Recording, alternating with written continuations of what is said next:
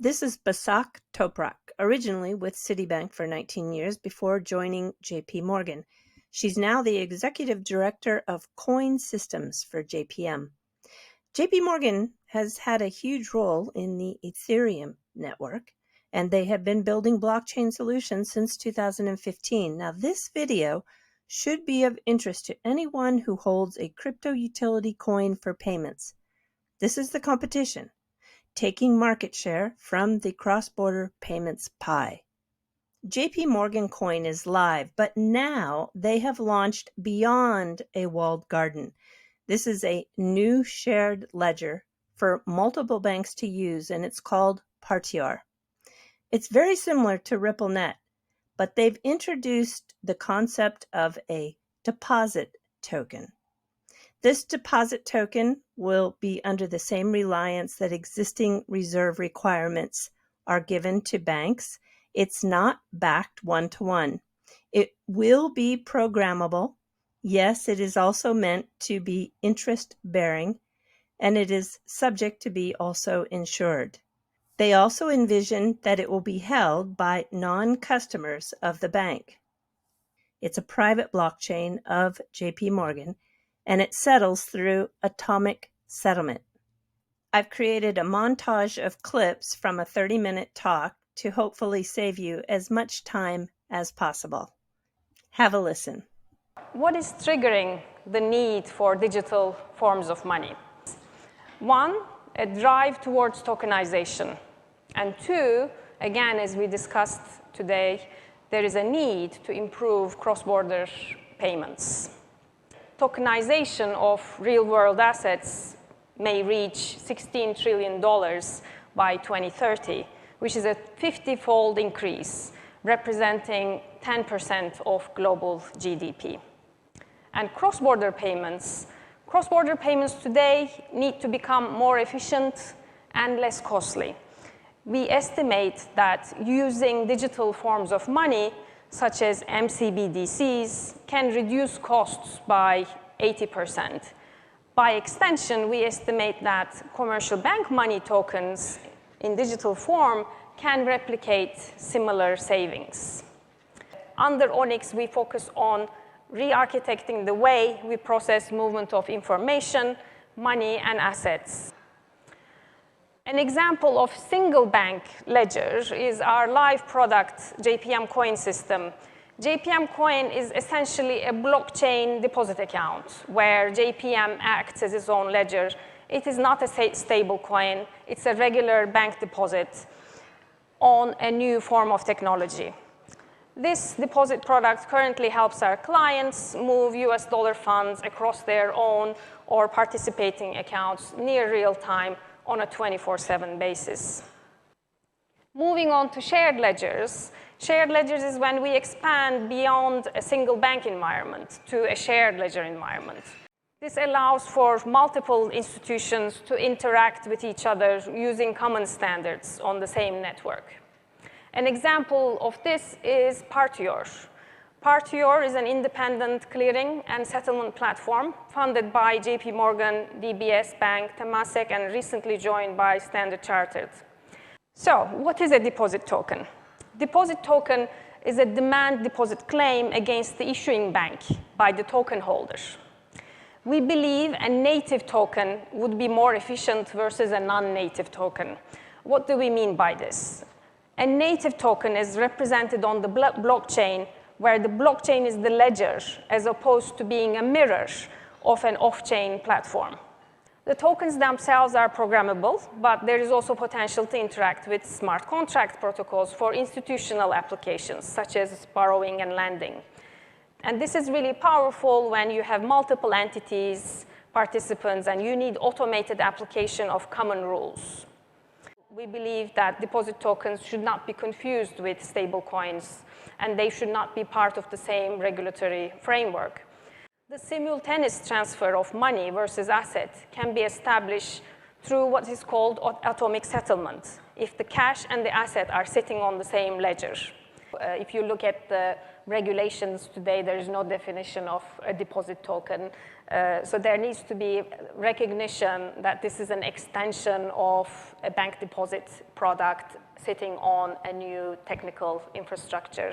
But also the token form itself, because it's different from account-based product, is also a novel point. So there is this aspect of how does this new form of bank deposit is recognized, similar to how bank deposits are recognized when account-based solutions are used. You know, what happens when several banks issue their own deposit tokens, and how do they interoperate? So there needs to be platforms that bring banks together, such as, you know, we mentioned Partior or others. So those are things we need to overcome. But we believe there could be, you know, smaller use cases where things can start. So in our own client base, we can have JP Morgan clients using deposit tokens to facilitate transactions. So that could start with that and then develop from there. Certainly for institutions, we see specific use cases where, you know, token form of money can be useful for cross-border transactions and atomic settlement purposes. And also, for example, the German Banking Association is working on commercial bank money token use case for machine-to-machine payments. So they're also experimenting how tokens can be used automatically to move money from one machine wallet to another. So there are these specific use cases which, you know, I think tokens will be at least initially used. How close is JPM to offering cross-border and cross-entity functionality for moving cash around? So we already have a cross-border, cross-entity functionality under our JPM coin blockchain deposit accounts. They are available cross-border across different entities. Yep. Possibly he's thinking cross-entity as in with another bank or? With another bank. Multi-bank route for us is the Partior platform. So Partior platform is currently in development where, you know, we have DBS as well as Standard Chartered there. So that's in progress. The GPM coin, do you see like all the major banks in the world to issue their own deposit token in their own environment? Maybe do you see like to have the same but in a common platform or anything else? Sure. I mean, I think you know, this is quite an investment to support these structures. So I imagine similar to correspondent bank models, right? I think banks may rely on each other to provide this form of money. So a bank may want to use JP Morgan deposit token for their customers to use JP Morgan deposit token. Again, similar to some of the money market fund structures as well. So it's not uncommon.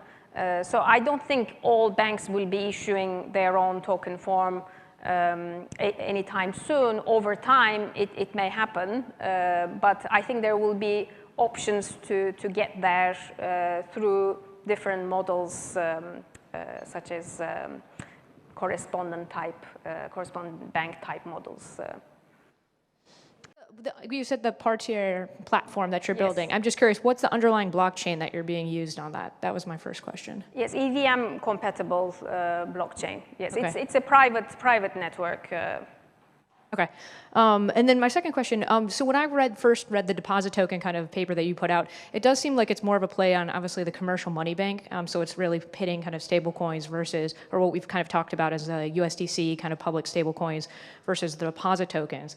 But there's a question, so I'm curious just to get your thoughts on, there's kind of been a thinking of wanting to expand kind of players on bringing more fintechs into potentially under financial regulation. So there's questions mark, will Circle eventually come under financial regulation and not? I know the New York Fed and Swiss Bankers Association have kind of thrown their weight behind deposit tokens, but how do you see that kind of further evolving? Like, do you see it kind of, because we have instances of private issued stable coins right now by like the Australian national bank and others. So I'm just trying to parse like that distinction between like public stablecoins like USDC, kind of the private issued stablecoins that we've seen, and then the concept of deposit tokens. Yes, yeah. That's right. So in some markets, such as Australia and Japan as well, there's some work to issue bank-issued stablecoin that's one-to-one backed, issued by banks. So definitely the landscape has different forms evolving. So we are advocating for deposit tokens that are under the same depository framework as other bank deposit types. So it's not one-to-one backed, but we rely on our existing minimum reserve requirements, liquidity requirements. So that's the model we are advocating. And then there are the other aspects of course, will they be interest bearing? Will there be deposit insurance? Again, we would advocate that they should be able to pay interest and be subject to deposit insurance. So certainly, some of these different forms need to, and I think they will continue to exist. I mean, one thing that's kind of maybe interesting, when we look at stable coins, they are bearer tokens as opposed to some of the other models where non-bearer tokens are being advocated, and I think there are benefits of bearer tokens in a trusted environment where tokens can be held by non-customers of a bank, provided that there is a KYC framework agreed.